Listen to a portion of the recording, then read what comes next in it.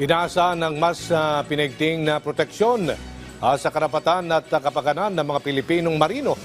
Ito ay matapos mapagtibay ang Magna Carta of Seafarers. Si Clazel Pardilla sa sentro ng balita. 15 taon ng engineer sa barko si Arvid. Hindi raw biro ang hirap ng trabaho sa gitna ng karagatan habang nangungulila sa kanyang pamilya at malayo sa sariling bansa. Mga trabahante kami sa barko na pag may mga problema sa makina, kailangan po talaga naming tutukan hanggang maayos. Na minsan po lumalagpas po talaga dahil po sa operation, pag Pasko, Bagong Taon na masaya sa Pilipinas, doon mo maalala na napakahirap palang wala ka sa mga ganong panahon. Isa lamang si Arvin sa higit kumulang 600,000 Pilipino na nakasandal sa maritime industry para maitaguyod ang karapatan, kapakanan at kabuhayan ng mga Filipino seafarer. Sinaksihan ni Pangulong Ferdinand R. Marcos Jr.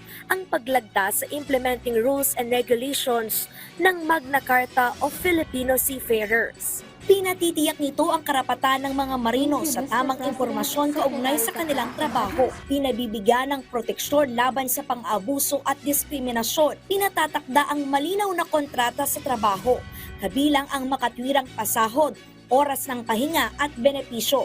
Laman ng batas ang pag-aabot ng medikal na atensyon at sick leave sakaling dapuan ng sakit habang nasa biyahe o naka-quarantine. Sa ating mga marino, saan man dako kayo ng mundo, patuloy ninyong binibigyan ng karangalan ng ating bansa dahil sa taglay ninyong kasipagan, kahusayan at katatagan.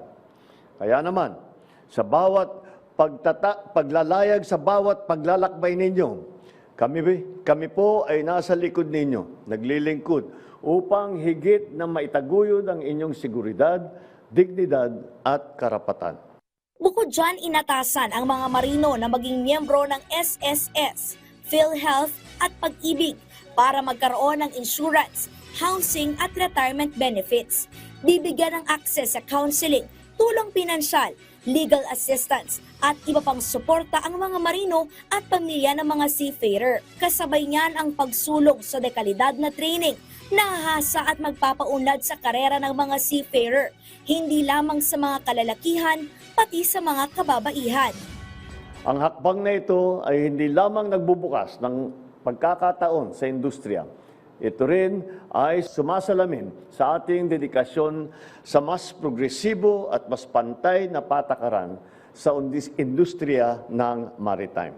Magtatatag ang pamahalaan ng one-stop shop para sa mga seafarer na tutugon sa kanilang mga pangangailangan. Inatasan ni Pangulong Marcos ang mga ahensya ng gobyerno na tiyakin ang pagpapatupad nito.